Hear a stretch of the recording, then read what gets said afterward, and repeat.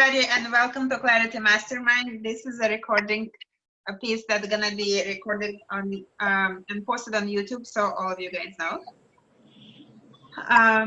Today, I have a very special guest, Brian. And what's special about Brian is several things. Brian was able to have several careers and find his passion and combine it with spiritual work and make a lot of things happen for himself.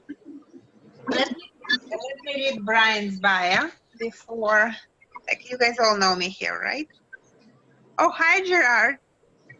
Hi, Alan. Hi. So you all guys met me before. Great, perfect. So let me read his bio and then let me add a few things that I think about him. So Brian Kilbaitis, he is certified financial planner in Southern California and has been practiced since 2005.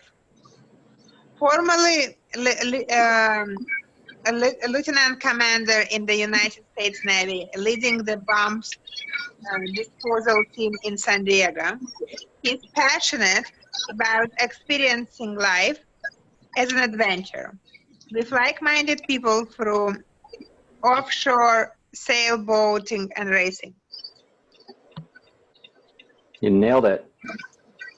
I can read.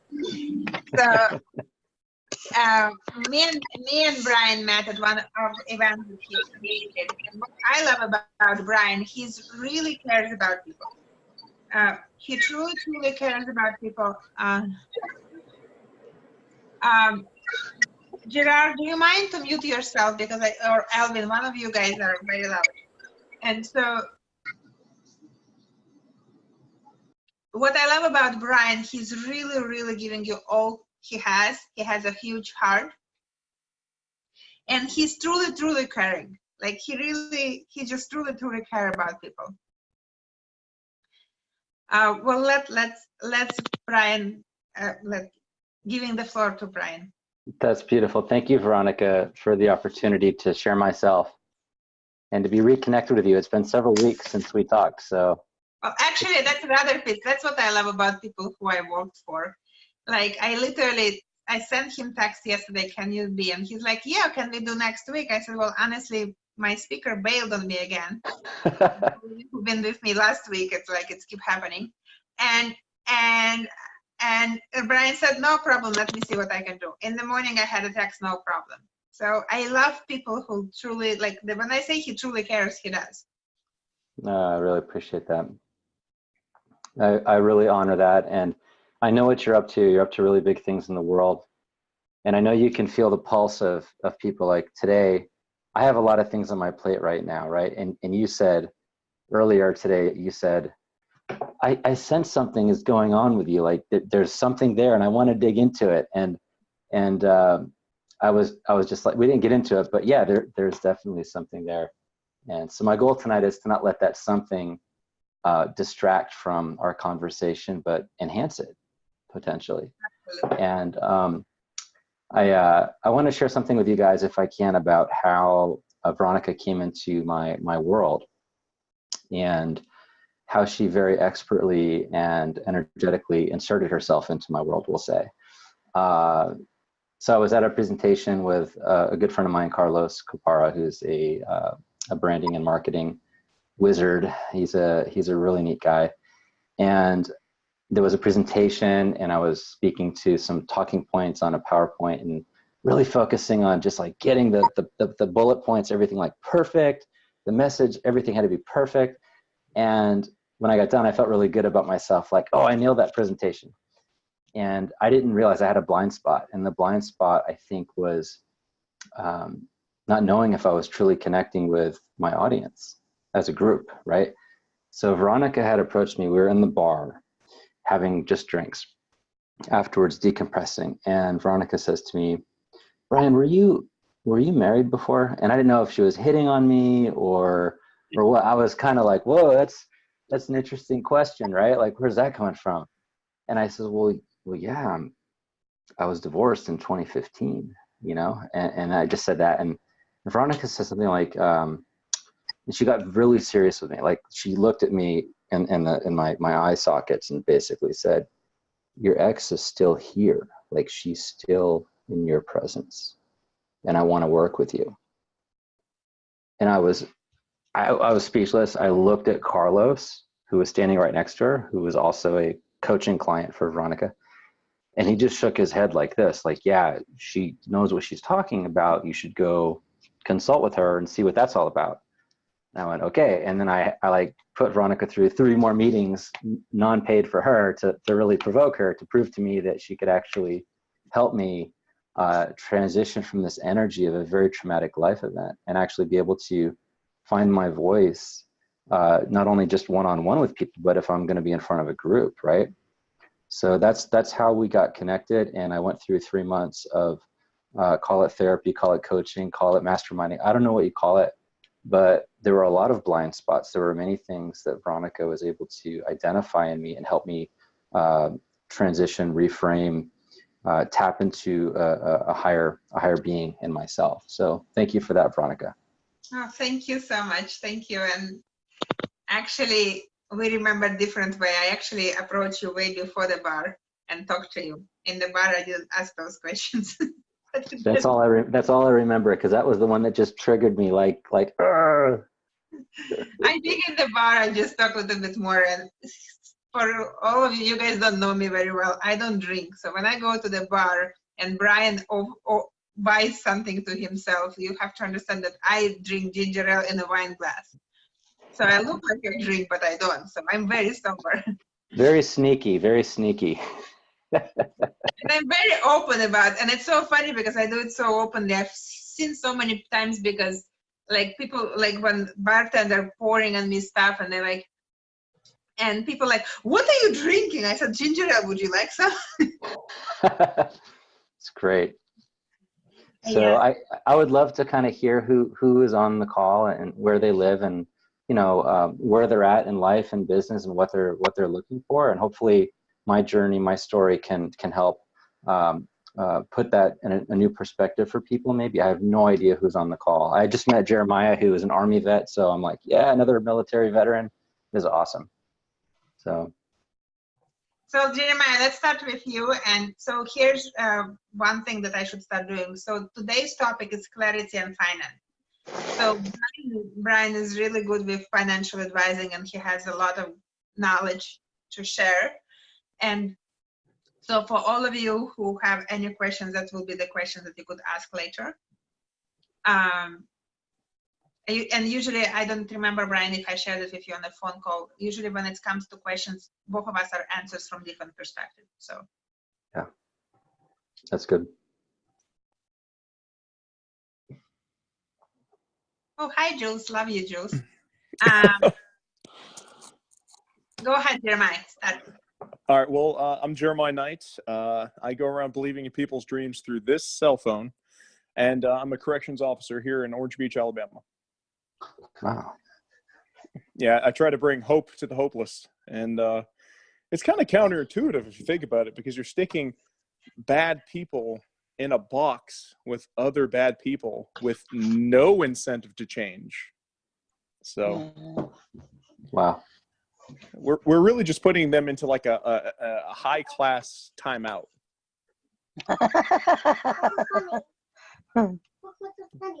That's the truth. I mean, we do nothing to make them want to change, except because they build a whole culture around that, you know, where they just want to stay in that box, and they build their lives around coming back to that box. It's the weirdest thing, because, like, you know, I grew up in a farming community where, you know, you go and work yourself to death for the bank, really, because it's not owned by the farmer. And you build a family to, you know, I don't know, substantiate that, to keep that going. And then I get placed in a in a job like this where the morals are upside down and the life is completely different. Wow. Anyway, sorry, that's me.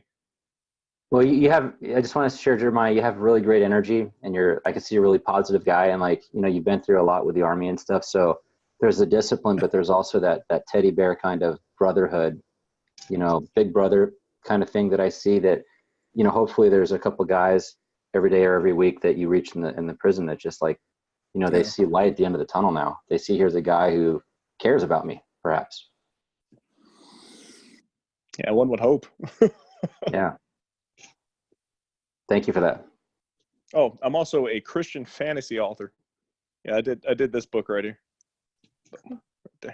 It's Wow. yeah, this is the first printing of it. Oh, congratulations. There was a lot of editing that needed to take place, and a friend of mine, Patty Sadler, had a publishing company, and she said, "Hey, I'll publish your book."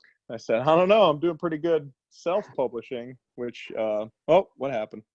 There you go. You're good. I've got 20% battery. Everyone now knows I've got 20% battery. But That's anyway, awesome. so the second edition should be coming out, I think, next week. But oh, wait a minute, I don't even know if I'm supposed to say that.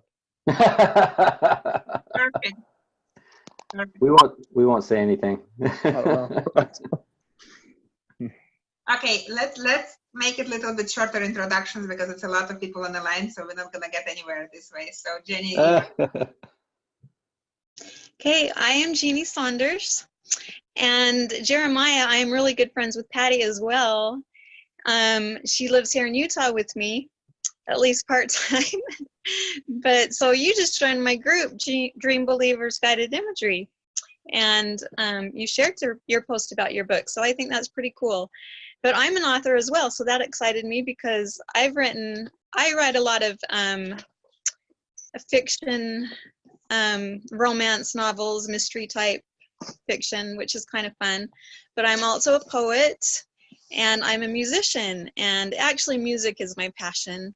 I'm a songwriter, so I write music for entrepreneurs or business people, or just for fun. I've written a lot of songs for friends or for children and for my church and my community.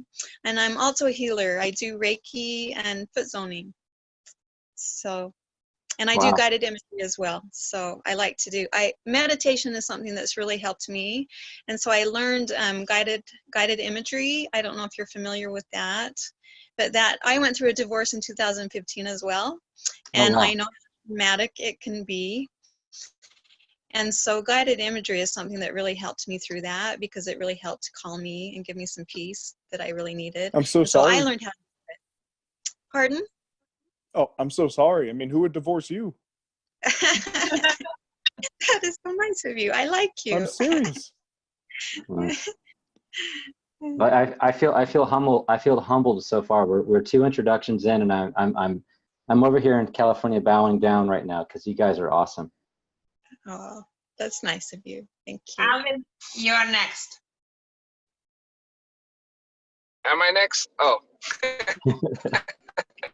I'm driving back from Las Vegas and I'm almost home. So, yeah, my name is Alvin Acosta. I'm a content creator, videographer, photographer, and digital marketer. I'm not sure what to take naps and make sandwiches. I don't know. Perfect. Thank you, Alvin, so much. I love Alvin. Alvin always was short to the point. Yeah. He does great work. Alvin, you do great work. Shameless plug for Alvin.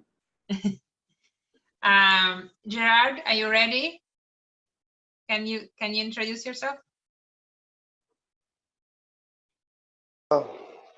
Yeah, I'm Gerard. I've been kind of following Veronica for quite some time now. What do I do?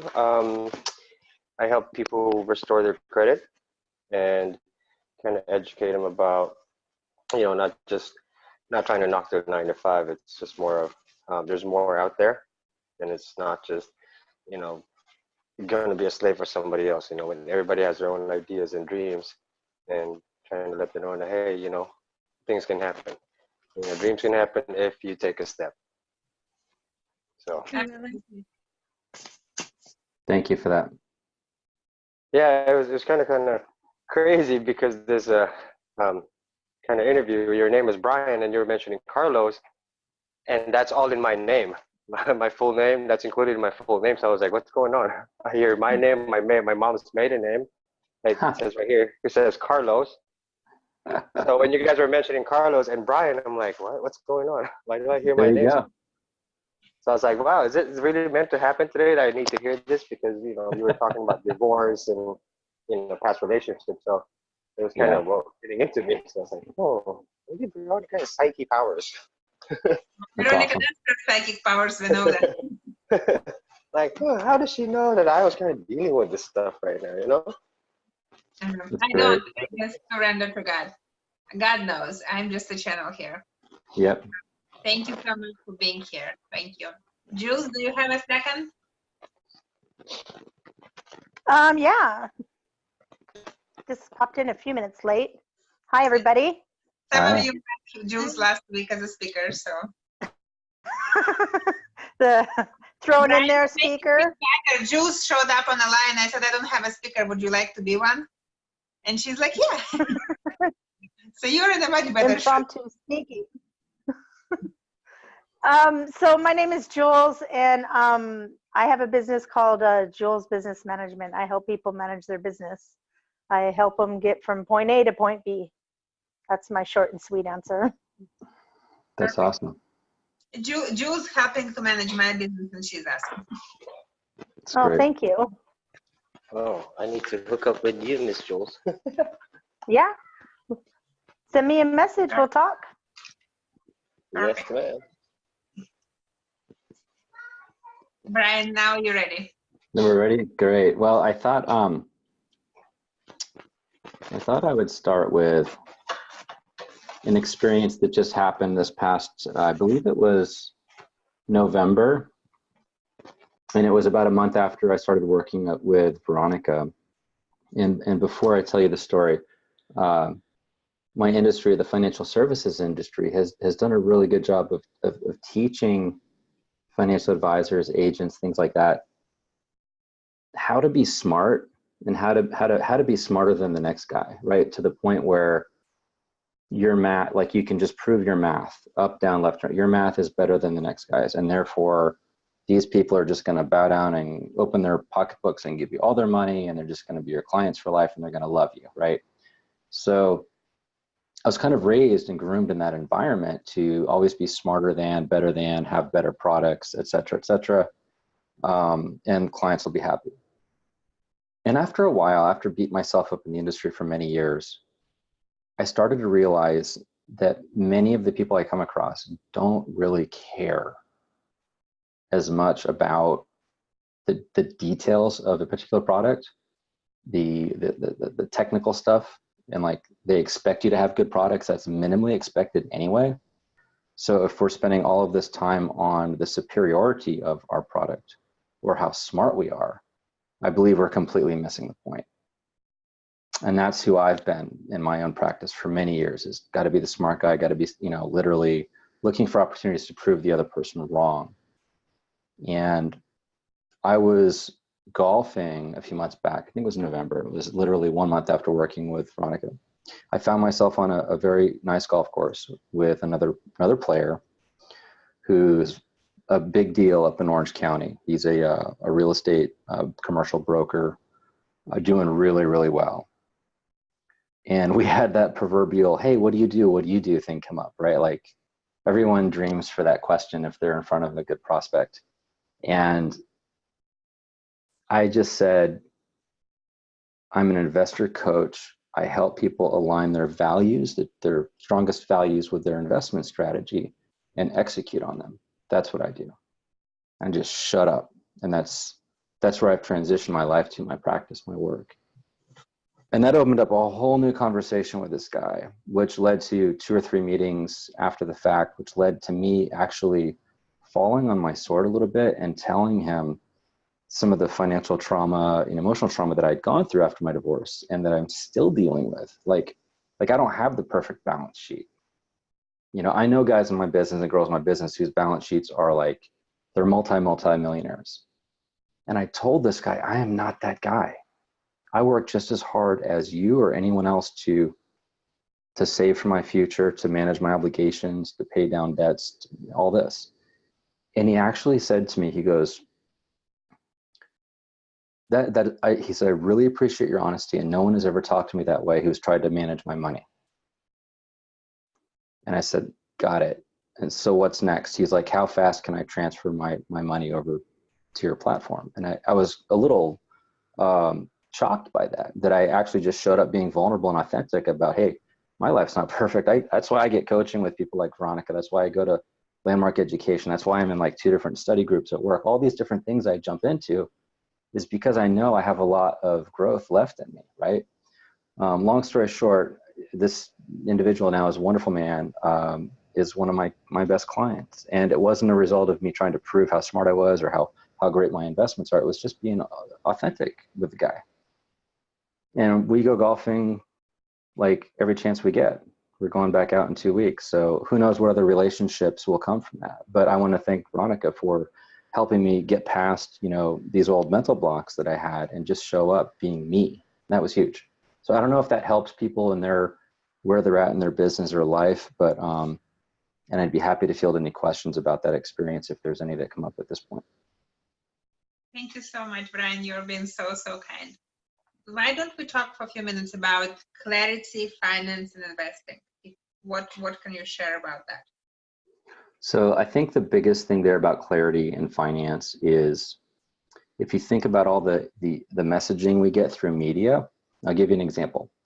BMW, great company, great cars. It wasn't too long ago they had a advertisement on TV that said the whole message was you deserve, you deserve, you deserve. And there was a picture of this beautiful 5 Series or 7 Series BMW. Some of these cars today cost $100,000. They're not cheap cars. I've worked with many people who have these toys and ultimately are not really fulfilled in life. They were chasing these dreams, right? And they found that maybe these expensive toys they purchased are now like a mortgage and are in conflict with their values. So just like with this individual that I was working with, I met golfing, before just transferring all the money over and executing on investments, I said, why don't we take some time to really distinguish what is most important to you as a parent, as a business partner, as a husband, as a wife, you name it. Like, let's actually dive into your top values. There's going to be 2 or 3. There's going to be one value that covers your whole life, the reason why you go to work, the reason why you take care of your kids, everything. Once we know what that value is, your investment strategies and everything else you do must align to that. And that's one of those things where, like, if someone violates that value in your life, you're like really threatened. That's like back off. Do not violate that value, right? For me personally, when I went through the education myself, I got freedom. Freedom came up, and that was freedom from old negative thoughts through my divorce. It was responsibility. This is an interesting one. This may not sound exciting or exotic, but responsibility to me is important because I've been surrounded by people that make a lot of money in the business, and I've sort of not been responsible for where I was at in the business, especially in my former relationship. And now I am, and Veronica helped me see that. So responsibility and freedom of negative self-talk, things like that. The other one that's always been there is adventure. Veronica mentioned that sailboat racing is part of my passion. You guys might relate with this, but many of the investors that I work with who are in their late 30s, early 40s, and they've had children, many of them don't do the things they used to do that they loved. They're quote unquote sacrificing for the family or for what have you. I got it, it's great, but my stand is, hey, if there's a way that we can have you doing the things that you love now, it doesn't necessarily cost a lot of money, right? I don't own a 50-foot race boat, but I got good at sailing them, so I get invited out all the time to go race on big race boats. These rich folks own these boats. I don't know what everyone likes to do with their free time on this call, but if you're not doing the things that you love to do right now, I would really take a look at that and try to be in a community that allows you to engage in those things. Don't lose sight of what drives your passion. I don't know if that helps. Yeah, that was good. It absolutely does. Good. What are major mistakes people do when it comes to managing their money? What are 3 major mistakes that people do? I think to be really general here, and each case is different. I think one of the biggest ones is to be focusing on the negative aspects of money. When I say negative, I mean the things that tend to drag us down, like debt, And what I see happening often is people will focus on paying off a debt, whether it's a student loan or a mortgage or a credit card or anything that has an interest rate that's weighing on us. And I'm not saying it's good to carry interest like that. It's obviously not a great thing. But we want to, like flexing a muscle, we always want to be saving for the future. Even if that means a little bit of money is not going to pay down that debt, we always want to be flexing the saving for the future muscle. Because 9 times out of 10, you can out earn the interest rate you're paying on a student loan debt or a credit card. If you do it right, you can earn more interest down the road and ultimately pay off that debt. So that's huge. I think we should all take stock of what we're carrying as debt. And if we're not saving for the future, I tell investors 10 to 15% minimally. If you have the means, 15 to 20% of your taxable income. So if somebody's taxable income is $100,000 a year, they want to be saving minimally $10,000 to $15,000 a year. And if they can do $20,000 a year, that will assure them of a dignified retirement whenever that's going to be, 65, 67, 69. That math plays out every time, every single time. But what happens is a lot of people get stuck in the lifestyle that they're in. And oh my God, I was meeting with a dentist in Orange County who was 71, 72, not too long ago. And they had the big house on the hill. It was a husband and wife team. And they said they were scared to death to retire, like scared to death to retire. And this guy's working in his dental practice. He's not in the best shape. He's 71 years old. And it's because they had acquired all these toys and all these liabilities that if they knew that if they sold the practice and they're not getting the valuations they expected to get them on at this point, they would take a significant reduction in lifestyle. Their cash flow was going to just hit the bottom. Saving 15 or 20% consistently all these years, and they weren't, because I looked at their numbers, they wouldn't be in this fear of how do I retire?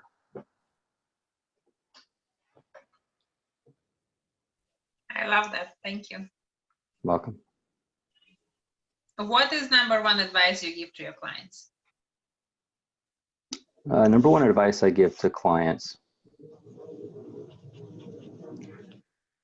is really look at what your greatest asset is, the greatest financial asset you have on your whole balance sheet. And I'll ask many investors, that question, what do you think your greatest asset is? And I'll just be quiet. And they'll think about it. And the answers that I get typically are my home, especially if you live in California. It's easy to look at your home as this, major asset, right? Which is fine. For some people say my 401k, the longer they've been in the workforce, their retirement plan, they might consider their greatest asset. But if we just stop for a second and think about what created all that, where did all that come from, right? And if you stopped working today because you couldn't work, who's going to pay that mortgage, right? It boils down to the human, like the producer in all of us is really our greatest asset. And as we go through life and build success, if we're not careful, we become a target to our own ignorance or to predators. You'd be surprised how many busy entrepreneurs, small business owners I've worked with who have been so busy for the past 5 or 10 years working on their business. Now they're making 6 or 7 figures a year. And I do something like look at their auto policy or their home policy, their home insurance, and notice they have the state minimums for liability protection, maybe $50,000 of liability protection. They're driving a $100,000 car. They have $1 million home. And I find it interesting that some agent who works at some property and casualty shop hasn't said, hey, by the way, Joe, you're making $1 million a year. If you have a bad day on the freeway and you get sued, we're only going to give the other party $50,000. Where's the rest of the money going to come from? That happens so much. And it's such a cheap fix to call your agent and make sure you have the right amount of liability protection, because you are the asset. And if you don't have the assets on your balance sheet to satisfy that lawsuit, they're going to try to garnish your wages, right? So I take a little bit of time. I'm not licensed in property and casualty, but I know low liability limits when I see them. It doesn't take a rocket scientist to know you can have $1 million of coverage for like $200 a year as an umbrella policy, and someone walking around with $50,000 of coverage, that's a major mistake. And the other thing that goes with that, this is really important. Remember, my life is about living it as an adventure. If I'm out on someone's race boat and they give me the wheel and say, Brian, drive, and I have a collision with another boat at the start of a race, right?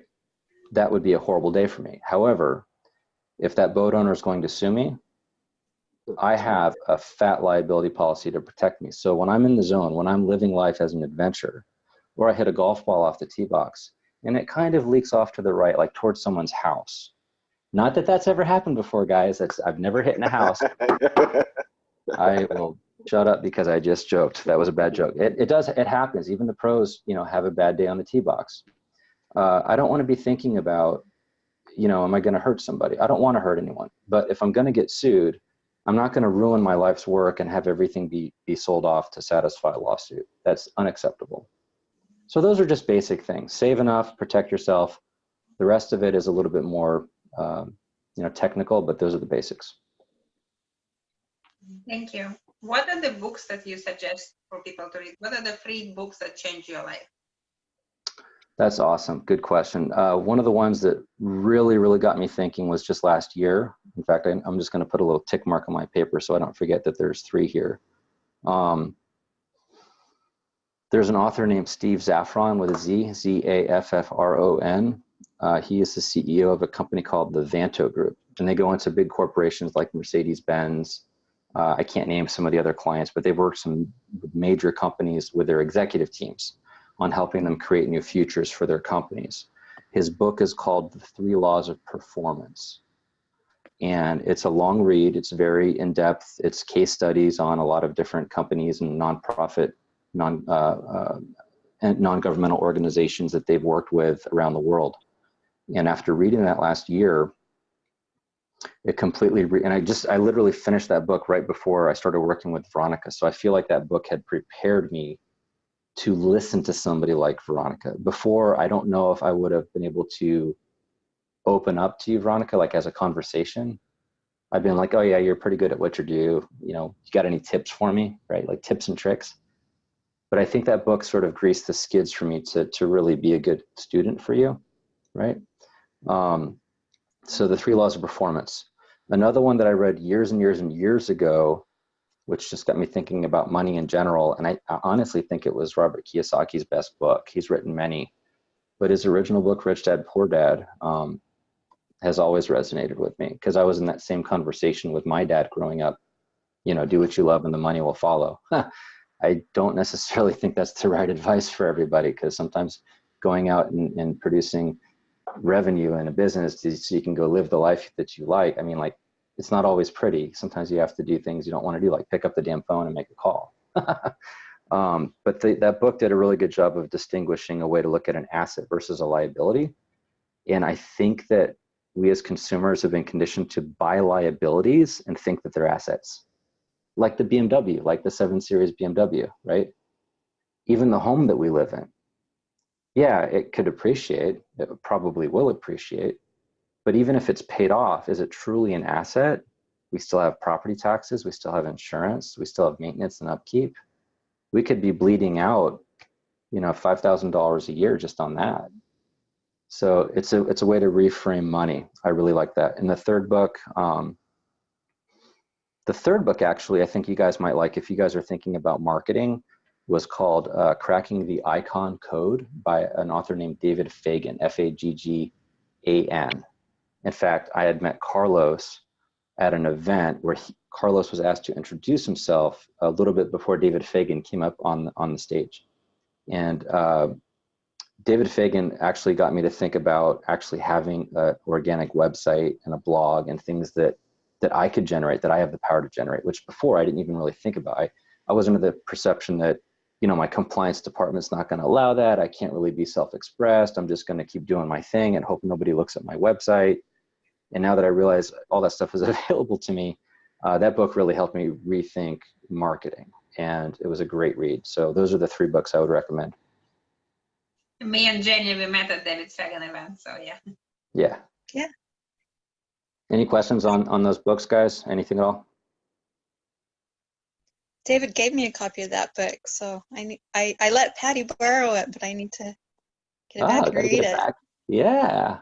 Oh, and the other good thing about that book is each chapter is just the right length for, like, you know, a guy goes to the bathroom for 5-10 minutes, like they're short little sweet, you know, boom, boom, boom, done, like that. Like, not these really long epic chapters. Or you take a couple of concepts, highlight them, put it down, pick it back up the next day. I love that book because it was easy for me to stay focused on one thing for a short period of time.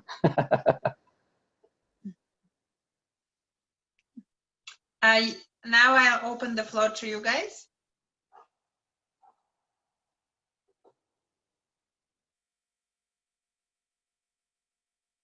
Would you guys have any questions to Brian? Yes, no? Maybe I'll Anything? give him a call Fair later. game. Sorry. Fair game, guys. Anything you got? Alvin, Go do you ahead. have a question? Oh, no, I'll probably give him a call later. Got me on speed dial. Alvin, you showed up at this one time when you know a speaker. You don't know all my speakers, but today you do. Oh, it's just bad timing. I was free the whole day because I was driving. Otherwise, I'd be working somewhere. Yeah. Okay. It's perfect timing for us. Anybody has a question, or I can ask Brian more questions? But I know usually you guys have tons of questions. Yes, no? Jeremiah, I know you always have questions. Do you have any? Jeremiah might have gotten his phone was low on battery. Yeah, sorry about that. I've actually got 7%. I'm keeping an eye on it. But like, what transitioned you from the military into accounting? Were you did you do finances in the Navy? No, I was completely different career track. It was bomb disposal, Navy diver. Snap. That's awesome. Yeah. So I was disarming, you know, ordnance underwater, on the land, you name it. And my ex-wife at the time, who was in the business of financial advising, had recruited me into the business. And at the time, I'd seen such a huge opportunity to be part of her team that I actually just walked away. I just walked away from that whole military. I had 12 years in, and I said, I will give it up. And she was having a rough time with the idea of deployments and all the things that go with that, with me being gone. So I had to make a tough decision. And at times I find myself regretting having left that tribe, that whole brotherhood. And yet I can't dwell on it. It is what it is. I still have all my fingers. You know, I didn't get shot. So, you know, I mean, it is what it is. And that experience, though, I rely on it a lot, just dealing with life. Hey, at least you get to keep your hair. Mine does beard. But actually, oh, go ahead, Jeremy. Oh. Sorry. No, go ahead, brother. I was going to say that the thing that the overlap, I think, that you might be looking for there, that to me is meaningful, is before going downrange to look at a piece of ordnance that someone's called in. You know, I've got a bomb in my backyard or whatever.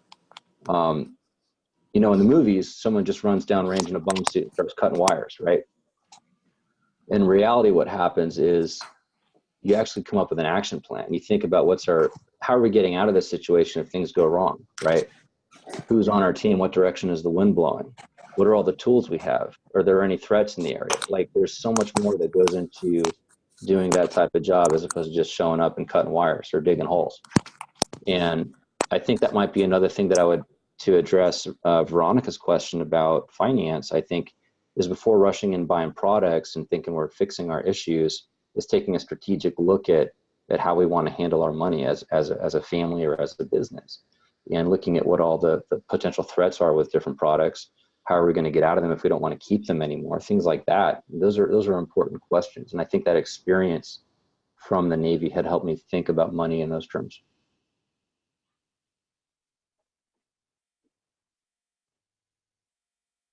And it looks like you're muted out, Jeremiah. Sorry about that. I'm trying to find we have a couple different chargers throughout the house. And I don't know where the other one is. But hey, thank you for your service, man. You did a lot more than I did. And I greatly appreciate your impact on all of these people tonight. Oh, thank you, Jeremiah. Sure appreciate it. Just in case my phone dies. Yep. You'll find one. There was a question that had popped up from Gerard, or who was it? I'm sorry. So Yeah, he asked, let me read the question. So he says, how do you, so sorry guys, I'm eating dinner, but I am listening. My question is, how do you advise someone that long-term 9 to 5 is not the only way up and to open up their ideas? So how do you advise someone that long-term 9 to 5 is not, that long-term 9 to 5 is not the only way up, Mhm. and how you open them to other ideas? So are those other ideas going into like an entrepreneurial world, being a business owner? Is that what the thought is there? I'm assuming that's the answer. Basically, I think, because I've talked to Gerard before all of you guys talk to me in one form or another, Mhm. is basically how you, if you have ideas beyond 9 to 5, Mhm. how you help others to see them. Got it. Gerard, am I getting it right? Structurally, I would say that's a great question, Gerard. Structurally, there's things that we're sort of encouraged to do with, you know, like, for instance, saving at work. If you work for a company, we have a 401k typically, some type of deferred compensation type thing. We sock money away into this plan that we could have taken an income today, and we put it in this plan, and then we can't touch it till we're 59 and a half, right? Well, if somebody is thinking about branching off and starting something new, say in the next 6 months or a year, that's an important decision to make. If all of our money, all of our available resources are going into a bucket that we can't touch for 30 years, and if we do touch it, not only do we get taxed, but a 10% penalty, you know, that might not be a wise thing to do. So again, like I said about thinking about, you know, dealing with unexploded ordnance before just running in and digging a hole, cutting wires, trying to, you know, go do that whole thing like on TV. Like, what are the things we can set ourselves up? How can we think ahead 6 months, 12 months, 18 months? Maybe you have equity in the home, you know, talk with a mortgage broker, see if there's a way you can maybe have an equity line of credit on the home. I've actually had success dealing with credit card companies where I will just call and say, hey, look, you know, you've got 15,000 of credit on this line for me. My income went up this year. How much more credit can you give me? And they'll go offline for a minute or two and come back and go, we can bump up your credit to say 22,000 this year. And that's valuable, right? But if you don't ask, you don't get that type of treatment. So I think oftentimes people don't realize there's things they can do right now that don't cost any more money. It's just restructuring what you're doing to help set yourself up to peel away from, say, a 9 to 5. Now, I think Veronica would agree with me, and most of the other guys on this call who are in business, you know, I work many more hours than I ever did at a 9 to 5 job, but I'm focusing on the things that I love to do. The good thing about this experience is doing it on my own terms and when I want to do it, right? So if I want to go take 2 hours off in the afternoon to go meditate, I can go do that. I can schedule my client meetings for 6 p.m. that day or 5 p.m. The other thing I would say on that is community. Your community that you're in is your capacity. So the people that you put in your community, the people you connect with, are so critically important, because what they say matters to you, whether it's true or not. Your brain is going to internalize information, and it could take it. It could be a hostile spouse. It could be a friend from school who is just busting your chops for quitting this great job, right? Like, you're crazy. What are you doing, right? If you know it's the right thing to do and you're going to do it, you don't need to associate with people who are continually undercutting you and tearing you down. So actually, I have something I want to show you guys. Hopefully I can find it. It's just take me just a second. Hold on a second. I think it's right here. I'm doing this for myself right now, and I think everyone should do it, is come up with like a little flow chart of areas in your life that are important to you. Like for me, recreation, hobbies, social activities, business. I have money. I have membership, like being membership to different types of communities or organizations, spirituality and faith. And what I'm doing is, in each of these categories, I'm writing down all of the people that I know that I relate with in those different areas of life. And I'm going to take an inventory and really think about, do I feel uplifted when I'm talking with this individual or this individual, or are they sucking energy from me? You know, I'm 46 now. I'm not 26 anymore. I sometimes think I am, but I realize that my time on this earth is finite. And if I've got another 30 years or 40 years, I get to say who's going to be part of that experience. And, you know, I want people on my list who uplift me, help me get to the next phase. So having some type of community network map, I call this a community ecosystem is what I called it. And you can just go into a Word document and make your own template. But that's the most important thing is the community, because the language that you are engaged in will create your future. In fact, that is the second law of performance in Steve Zaffron's book, is the way in which situations occur to us. It happens in language. It happens in what is spoken, the spoken word. And that's what all I'll say about that. It's very cool exercise. I like that too. Jenny says she likes that exercise. It's really, really cool. Awesome. I want to add to that is that sometimes I know for me, it's usually holidays and birthdays when kind of, it's very easy to see who is coming with you and who is not. And life is in seasons. So, you know, people who put you to the certain level might not go with you to the next level. And I think it's the hardest thing sometimes to let things go and move forward. And the same with financial decisions. I think it's the same, you know, some of you know, some of you not. I have 12 years of accounting experience. So when it comes to finance, I know a little bit. I've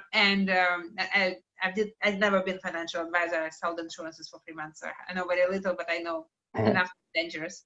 Don't worry, Veronica, I'll teach you more. I do. I mean, I coach financial advisors and real estate people all day long, so I know more than I want to know. But what I'm trying to say here, I want to say that the decisions that you used to make financially might change as you progress in life too. And not just with your situations, but how you, like, as your spiritual growth changes, your financial decisions changes. I know that for me, for example, I would, now that is much more important of my state of how I feel and be, I might invest in something that allows me to feel differently, where I might not have done those things before. Like you said, you were saying like toys. I don't know about toys, but like there are certain things, like certain level of makeup or certain things that, certain smells that I know that they will energetically uplift me. I would do that because that's one of my values. That's awesome. Any other questions you guys have? Can I share one other thing? How many people in the group have children? Like minor children? I know Veronica does. Alvin, you've got a baby, right? Might be off. Okay, Gerard has. Okay. Yeah, he's for sale. He's for sale. Hey, I would love to take him to kick a soccer ball for a small fee. I'll do that for you. Julie has a child also. Gerard has a child. And Jenny, So- don't you have a child too or no? I have 4 children, but they're all grown. Okay. So this is, this is really important. And I see this is like, the question before was, what are some things what are the biggest mistakes people make? Has nothing to do with investing, but it does have to do with family. And as humans, it's hard for us to acknowledge that someday we're not going to be here. It's not a fun thought to think that someday we're going to be dead, right? And it happens. And for a very small percentage of people, it happens when you least expect it, like tomorrow driving to work, right? Knock on wood. That doesn't happen to any of us here this week. But what I notice where that shows up as a major problem is in the estate plan or lack thereof. And what I notice a lot of times is people don't have any type of instructions for family, for other trustees, for trusted people in the family who could help raise these children. And if there's no estate plan, the state has a plan for you. And in California state, where we live here, I don't think you would like the provisions of them raising your children. But if we don't take the time to establish an estate plan, those other relatives that you leave behind are going to be fighting the state for custody and to prove that they're worthy. And so the other thing that happens with that is even if people do have estate plans, and I'm not an attorney, I can't give legal advice. This is just, I would say as a caveat, if you have this in your legal documents, take them back to your attorney and ask them for help. Can this be upgraded, or can the threat be minimized? Like the threat I see is people will have minor children and their trust will say something like, hey, when the kid is 25 years old, I want a third of the assets to become available to them to dump out at that point. And then again at say 35 and then maybe 40.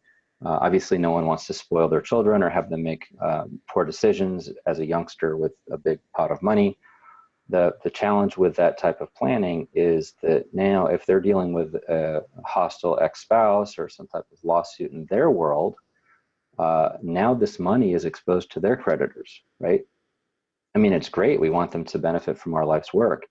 But if you force it upon them based on some document your attorney drafted, it might put them in a really rough spot someday. So ask your attorney, how do I set my children up so that they have access to funds if they need it for, say, health, education, maintenance, and support, but it's not forced upon them and exposing them to undue liability, right? So those are some of the little landmines, I'd call them, inside of estate plans that we've noticed. And again, not an attorney, but those are things that do happen, and you have to talk with your attorney to get that stuff figured out. Fantastic. Thank you so much for let us think about things like that. Anybody has a final question for Brian as we are finishing it up? I got a question. So when you got divorced, you said, so did you have kids at that time? And how did you manage, that transition, not seeing your kids, or I don't know if you're seeing the kids, and also, being apart from them? Like, how do you manage to be more, I guess, more focused? Gerard, that's a great question. And if I misspoke, the blessing in my situation was we never actually had kids. So we don't have to deal with that after the fact. Okay. I honestly don't know how to answer that because I haven't gone through that experience. So let me answer that. Yeah. I did. I went for that. Would it be okay if I answer that, Gerard? Yeah. That's where we're here for. Yeah. Find answers. Thank you for saving me, Veronica. That's well, first of all, the whole point that we both answer the questions from different perspectives. And in this case, like, I'm female, so I divorced when my kids were 4 and 5.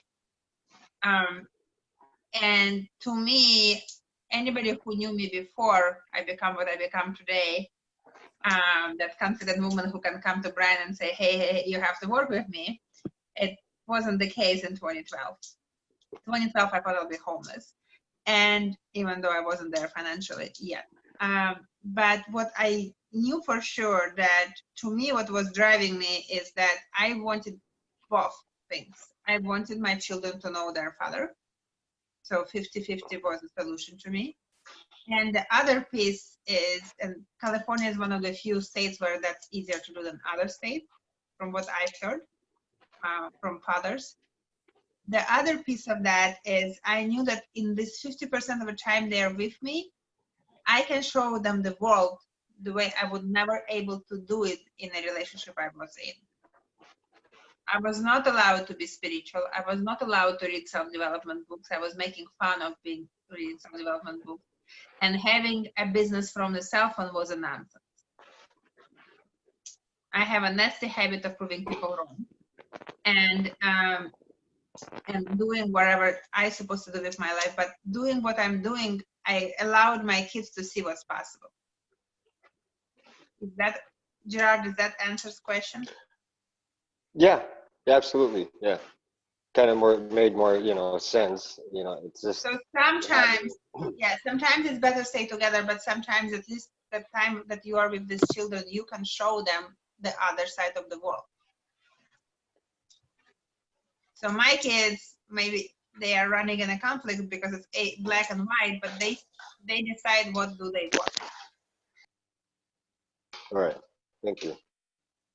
So my daughter was on a stage at the age of 10, first time speaking. make Brian cry when I saw him. A video I was trying, was one of those free meetings, and and then my 11-year-old, well, he's 12 now, he built computer in 2 days. And so those things, and his father is in computers and he refused to do it for him. So those, well, now, so that's what I'm talking about. So you choose for yourself. That's awesome. Well, Yeah. thank you so much, Just- Brian, for being here. We truly, truly, truly appreciate you. It was a total pleasure. You guys are great questions, very thoughtful, and Veronica, I really appreciate the chance to share the story, and it's all good. So. Thank you for showing up and helping me out. Thank you. And thank you for all of you to come and watch. And I'm glad that our community is growing and it keeps happening. And as difficult as that for me every week, I'm very, very happy that we are doing it. So looking forward to see you all next week. Have an amazing, amazing day. Bye. Good night.